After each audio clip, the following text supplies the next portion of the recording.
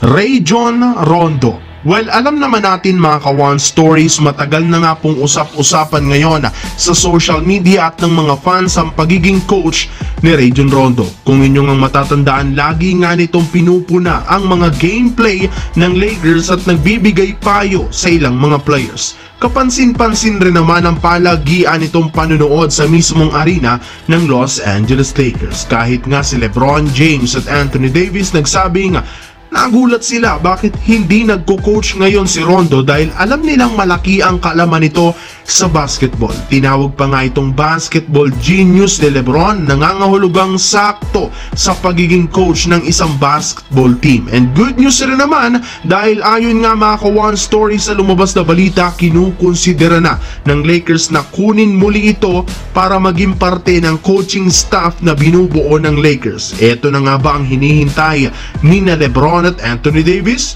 Well, tara na't talakayin natin yan at pag-usapan ng balitang nagbabala na nga si Anthony Edwards sa mangyayaring Game 5 kontra sa Dallas Mavericks. Pero bago yan, please don't forget to hit the notification bell at mag-subscribe sa aking channel. Mga ka-One Stories, tara na't talakayin natin ngayon ang sinabi ni Anthony Edwards tungkol sa Game 5 ng kanilang serye.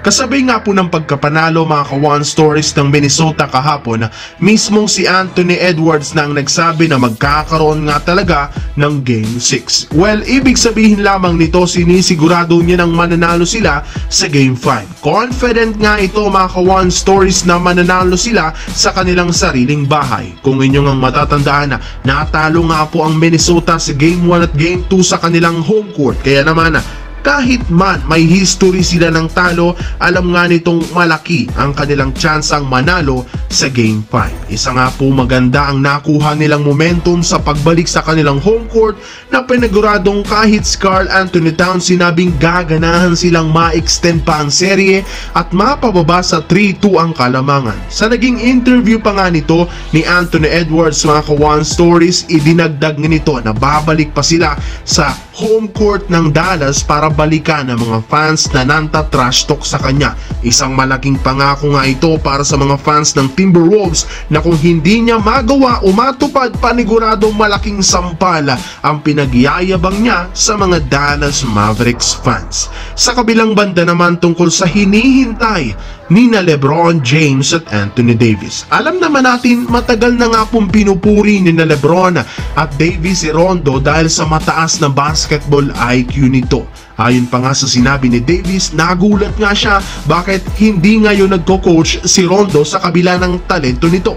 Ayon naman kay LeBron, deserve nga nito mga ka-One Stories ni Rondo na maging coach sa kahit anumang basketball team, which is kilala rin naman natin si Rondo bilang isang point guard at magaling na facilitator na maganda ang record sa liga. Isa nga siya sa mga player noong nagkampiyon ang Los Angeles Lakers taong 2020, and guess what? Ilang buwan matapos ang pagpupuri ng dalawang star player ng Lakers, sa wakas narinig na nga ito ni Rob Pelinka. Ayon nga po sa lumabas na update ngayon, isa nga si Rondo sa mga pinagpipili ang maging parte ng coaching staff ng Lakers. Panigurado kung sakali man nga pong mangyari ito, for sure eto na ang hinihintay ni na Davis at LeBron na maging coach si Rajon Rondo. Alam naman natin kung ano ang maiaambag nito sa team at matutulungan niya for sure ang ilang mga role player paano gumawa ng taming play at maging consistent ang laro.